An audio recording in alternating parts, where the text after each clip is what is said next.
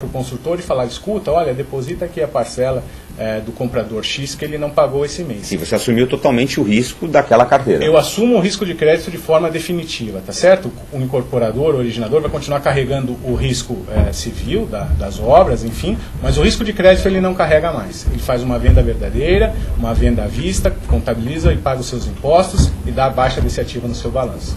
Daí para frente, todo o risco do negócio foi transferido à securitizadora. Agora, qual exatamente, por exemplo, você assumiu, você como enquanto securitizador assumiu esse risco e vai se encarregar, obviamente, da cobrança disso. Aonde entra aí o mercado de capitais e os CRIs?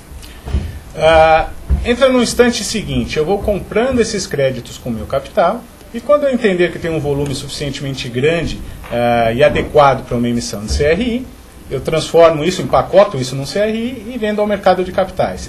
Então é nesse instante que existe a interação do mercado de capitais com a securitizadora e, consequentemente, esse dinheiro voltando ao mercado originador.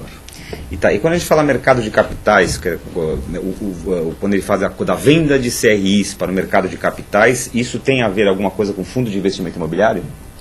Ou são dois conceitos totalmente distintos? São conceitos distintos, mas hoje existe a possibilidade de que fundos de investimento imobiliário invistam na aquisição de CRIs também. Ok. A gente tem aqui uma informação seguinte. Segundo especialistas, essa situação, digamos, de atraso do Brasil no crédito imobiliário é preponderantemente uma herança do período inflacionário, né? A gente viveu anos aqui com uma inflação descontrolada e realmente era complicado você conceder crédito numa situação praticamente de futuro nebuloso, de futuro incerto, né? Os juros altos realmente eles impediam os financiamentos de longo prazo, como 30 anos. Isso não existia há 20 anos atrás? Não. O financiamento máximo que existia aqui há 15, 20 anos atrás era 8 anos. 8 anos, justamente em função desse cenário um pouco complexo. A gente tem aqui uma matéria que diz assim, que o que faltou até hoje para o crédito imobiliário tomar forma, decolar aqui no Brasil, era exatamente a falta de juros baixos, que hoje é uma situação que nós temos. Sim. Um marco regulatório, que seria uma nova regra de alienação fiduciária para permitir a recuperação mais rápida de imóveis inadimplentes. A burocracia, porque o registro leva até um mês e custa 7% do valor do imóvel. Aliás, isso é uma reclamação geral. Todo mundo que compra, essa semana mesmo eu estava conversando com um amigo meu, comprou um imóvel e falou assim, absurdo pagar tudo isso dessas TAI, de TBI, essa coisa toda, né? E a questão de funding, de captação, que estava muito atrelada à poupança e FGTS. Sim. A poupança sempre foi o grande financiador de imóveis no Brasil. Então, essa questão agora, a gente tem hoje juros baixos, a burocracia ainda continua, mas está aparecendo outras formas de funding, então, que estão facilitando esse acesso ao imóvel. Como nós falamos, o funding do mercado de capitais ele existe, é uma fonte quase que inesgotável de recursos e está com bastante apetite para o segmento imobiliário, tá certo? O que precisa é realmente que sejam empacotados de uma maneira bastante adequada, bastante segura, produtos de base imobiliária para que o mercado venha absorver isso de forma plena. Todos os pontos que você levantou realmente são verdades e a poupança, o mercado comenta que em mais 2 anos deve acabar os seus recursos. Então vai existir uma oxigenação natural da carteira, que hoje predominantemente está na mão de bancos. Então vai existir essa oxigenação através da securitização. Então basicamente é isso. Os pontos que você levantou realmente são verdades, mas o mercado já está bastante adequado para seguir em frente e fornecendo funding para o mercado originador através do mercado de capitais. Eu quero aproveitar aqui o gancho que o Jefferson falou da poupança. Você vê, a gente sempre teve, historicamente, o mercado de financiamento imobiliário atrelado à poupança. Eu vou pedir, não sei se a Ilha vai conseguir colocar a tempo, eu vou adiantar uma das notícias do nosso quadro Urban News que fala exatamente sobre isso daí. A segunda notícia do nosso quadro Urban News de hoje, que eu ia falar no final desse primeiro bloco aqui, mas eu acho que é interessante pegar esse gancho, que me chamou a atenção, é o seguinte, ele diz assim, recursos da poupança para o financiamento imobiliário devem se esgotar até 2013. A poupança deixa de ser exigida para a produção de imóveis até 2013, segundo o presidente da Associação Brasileira das Entidades de Crédito de Imobiliário e Poupança, Luiz Antônio França. A poupança cumpriu seu papel, diz ele, e o mercado imobiliário está em outro momento, sem a dependência desse funding para sua manutenção, declarou. Para a França, o que levará à extinção da exigibilidade da poupança é a escassez de recursos. Por isso, é necessário atrair o investidor brasileiro para ampliar a liquidez do setor. Ele explica aqui como a TR, que é a taxa referencial, tende a zero, as operações imobiliárias são quase que pré-fixadas no país. É isso mesmo? Como o próprio França disse, a gente comentou ainda há pouco, os recursos realmente são limitados, estão se acabando aí nos próximos 2 anos, e vai ser através do mercado de capitais que nós vamos ter uma continuidade e perpetuidade do negócio da construção imobiliária, ou pelo menos de funding para prover a construção imobiliária no país. E pelo que eu tenho acompanhado assim, do noticiário, novamente como leigo, me parece assim, que o mercado de capitais ele está aceitando muito bem esse financiamento para a construção, né? Sim, o mercado de capitais tem bastante interesse no segmento imobiliário, entendeu o segmento imobiliário agora de uma maneira mais correta, conseguiu precificar os riscos e entender o risco-retorno do negócio. Então ele tem bastante interesse nesse segmento, tem caixa para isso e está disposto a investir, que é o mais importante. Ok. Caetano, como é que está a participação dos nossos internautas aí? Estão fazendo perguntas para o nosso convidado Jefferson? O pessoal está fazendo alguns comentários. Eu queria agradecer aqui a presença do Jefferson, agradecer o pessoal da Brazilian Securities, que cooperou também para que esse programa acontecesse.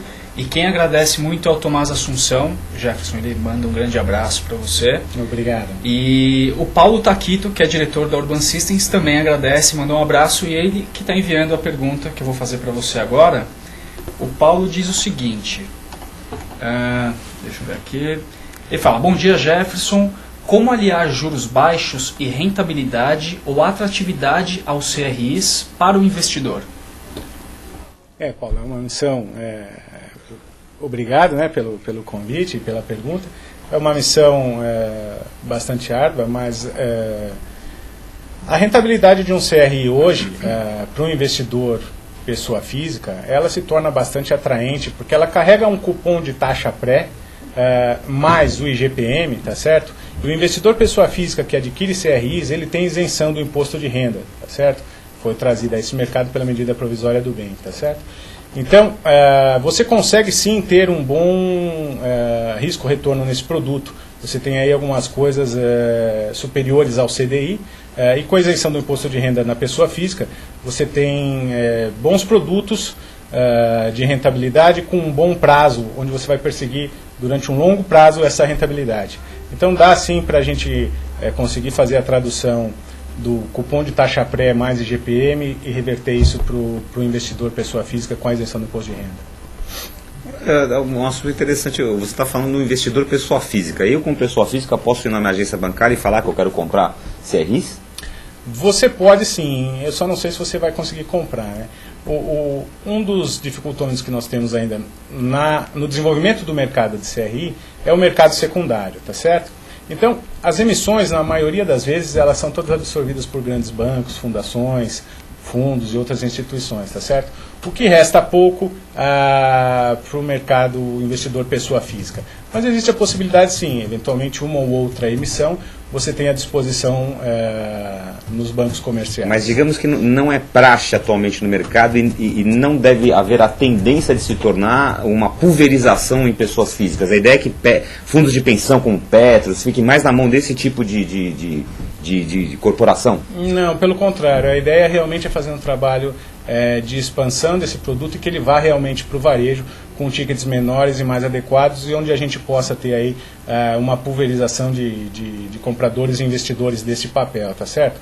O que acontece hoje é que, por ser um produto de engenharia financeira mais sofisticada, o acesso às pessoas físicas é um pouco mais restrito. Até porque ele tem boa rentabilidade, então retornando um pouquinho na pergunta do Paulo, ele tem boa rentabilidade e quem investe nesse papel prefere correr o prazo de investimento todo e não ter liquidez nele no meio do caminho.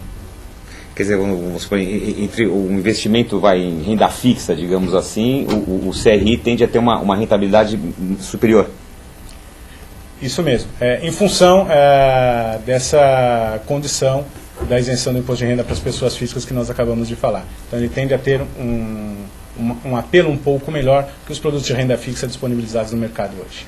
O Caetano está me avisando aqui que o Paulo fez um complemento à pergunta dele aqui. Exatamente, ele acabou enviando uma outra pergunta. E a pergunta é a seguinte, Jefferson. Como lidar com a inadimplência? Quais mecanismos para dar segurança ao investidor? No CRI nós tomamos alguns cuidados, tá certo? Nós temos um critério de eleição de créditos bastante rigoroso.